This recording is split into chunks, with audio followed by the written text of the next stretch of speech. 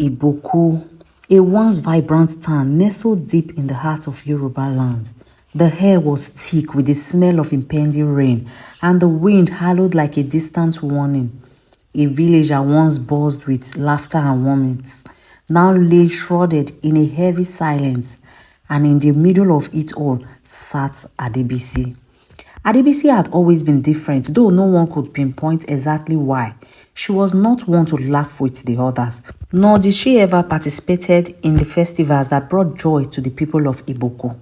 The villagers whispered behind her back, their words cruel and sharp. "That girl lives in a shell," they would say. "She is not like us." But no one truly knew why Adebisi distanced herself, not even her closest family member. They only saw the quiet, withdrawn girl who spent her days sitting by the riverside, staring blankly into the water as though she were waiting for something. Her father, Bamidele, had once been a great hunter in the village, but since the death of Adebisi's mother, his spirit had withered like the leaves in the harmattan. The house they once called home had become a cage of silence and sorrow. Adebisi's isolation began when she was 10 years old. That day was etched in her memory like a scar on her soul. She had been playing by the river with her little brother, Ifedayo, who was just 4 years old. The rain had come suddenly and the river, usually calm, swelled with ferocity. In the moment of carelessness, Ifedayo had slipped and fallen into the rushing current. Adebisi had screamed, reaching out for him, but the waters claimed him before she could. That was the day Adebisi lost more than her brother. She lost herself. The villagers had mourned Ifedayo's death, but they soon moved on, as people often do. Life continued and the festivals resumed, and the river returned to its gentle flow. But Adebisi did not move on. The guilt weighed heavily on her, suffocating her, pulling her deeper into the shell she had created around herself. She had failed him. She had let him drown.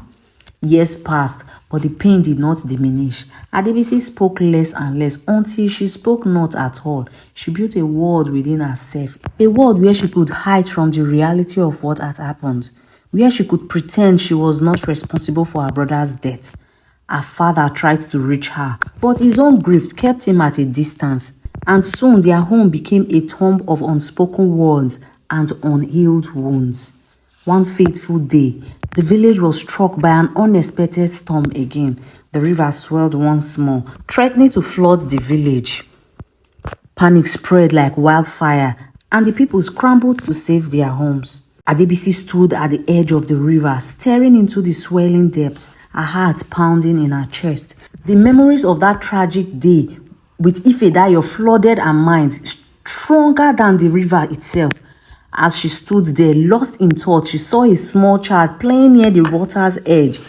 Oblivious to the danger, time seemed to slow as the child slipped and fell into the river, just as Ifedayo had. Adebisi froze, her breath caught in her throat. She could hear the screams of the villagers, could see them running towards the river bank. But in that moment, everything disappeared except for the sight of the child being swept away. Without thinking, without hesitation, Adebisi dove into the water. The cold shock of the river enveloped her, but she pushed forward, fighting against the current, her arms cutting through the water with a determination she hadn't felt in years. The child's small hand reached out, and Adebisi grabbed hold, pulling with all her strength. The water fought against her, pulling her down, but she wouldn't let go, not this time. With one final surge of energy, Adebisi dragged the child to the river bank, collapsing in exhaustion as the villagers ran to her side. They pulled the child to safety, and the air was filled with gasps of relief. But Adebisi lay on the ground, panting, staring up at the dark clouds above. She had saved the child. She had done what she couldn't do for Ifedayo. As she lay there, tears streaming down her face, she realized that she had been living in a shell of her own making. She had locked herself away, imprisoned by guilt and grief. But in that moment, she had broken free. She had faced the river that had haunted her for so long, and she had won. The villagers gathered around her, no longer whispering, no longer calling her stranger. They saw her for what she truly was, a broken girl who had found the strength to save another, even when she couldn't save herself. Adebisi stood slowly, her body trembling, but her heart lighter than it had been in years. She looked at the river, now calm once again. She smiled faintly. Sometimes we build walls around ourselves to keep out the pain, but those same walls can trap us in the prison of our own making. And only when we confront the very thing that terrifies us, we finally break free. So Adebisi walked away from the river, not as a girl who had lost herself or her brother, but as a girl who had found herself. I hope you enjoyed the story. Don't forget to like and share. If you're just joining us for the first time, subscribe for more teas from the heart of Africa. Until next time, stay strong.